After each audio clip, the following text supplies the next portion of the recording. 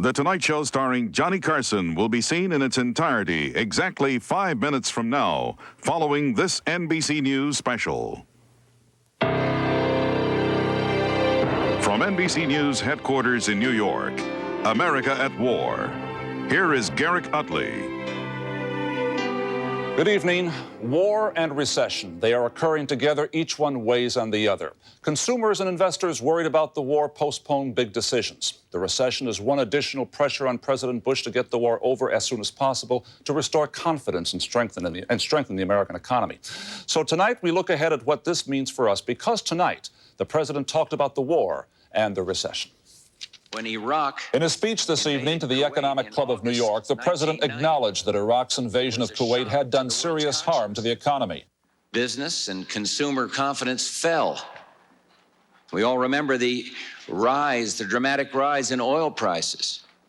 Inflation worries rose, and interest rates reflected an extra risk premium. Taken together, this produced a very real blow to an economy that had already slowed down. But he predicted the damage would not last long. But make no mistake, the current recession does not signal any decline in the fundamental long-term health or basic vitality of our economy. America is a can-do nation. Wall Street and the commodities markets are confident the president is right, that the war will be a short one. In the 3 weeks since the fighting began, the Dow Jones average has soared 340 points, or 13%.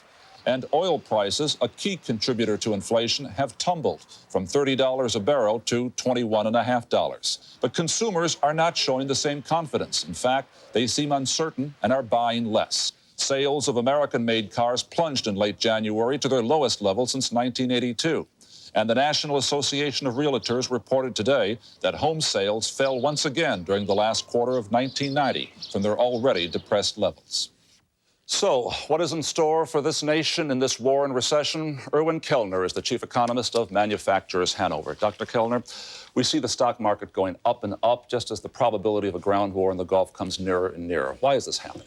Well, the stock market is assuming, indeed hoping, that the war will be short.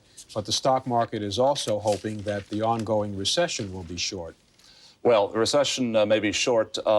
We hope in only a few weeks or perhaps a few more months we'll know how the war is going to go. But what is the importance of what we call the 3-month limit on the war in terms of its impact on the American economy? Well, this war, as you know, is being fought out of inventory, so it doesn't have an immediate boost to the economy. But it is depressing consumer confidence. We saw consumer confidence decline back in August, as the president said.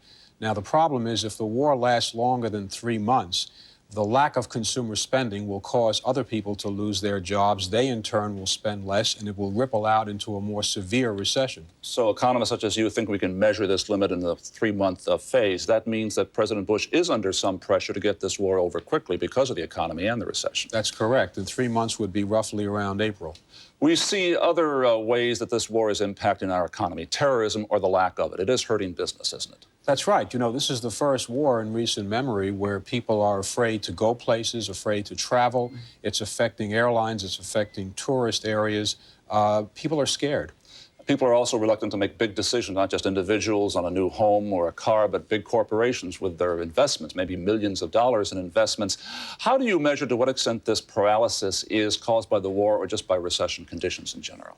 Well, consumer and business confidence began to deteriorate back in 1989 as people began to see that they were running harder and harder just to stay in place. Then when the war erupted in the Middle East in August, confidence took a big plunge because people remembered what happened in the 1970s. Our 2 deepest post-war recessions occurred in the wake of the 2 Mideast flare-ups in the 1970s. Now, in October, confidence took an even deeper plunge because of the domestic situation. Or as events warrant, and more tomorrow morning on Sunrise and the Today program, and we'll be back here tomorrow night. I'm Garrick Utley. Good night for NBC News.